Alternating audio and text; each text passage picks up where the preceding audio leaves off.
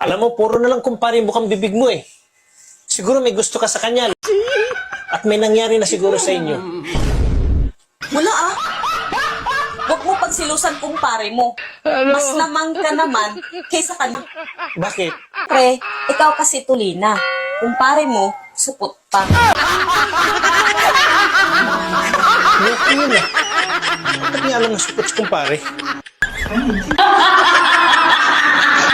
Han, bakit hanggang ngayon, hindi ka pa rin nagpatuli? Nandiyan ka na. Ako na naman yung nakita mo. Bakit mo kasi ako pinipilit magpatuli? Ayaw ko nga kasi masakit. Pag ano mo kasi ako, kinakabagan ako eh. Paano nasabing ako may dahilan? Kung bakit ka kinakabagan? Kasi, sinubukan namin ni kumpare. Okay naman, hindi naman ako nauutot. Hindi kagaya sa'yo, utot ako ng utot eh.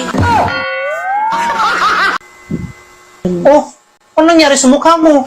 Ba't nakasimangot ka? Alangan, kahit na may bisita tayo, at dito natulog, hindi mo pa rin natiis, sumampa ka pa rin. Pasensya na, nalasing ako eh. Ang dami kong nainom. Di ko na alam kung ano nangyari. Ano naman na magkatabi tayong lahat matulog eh. Nakakahiya sa kaibigan ko.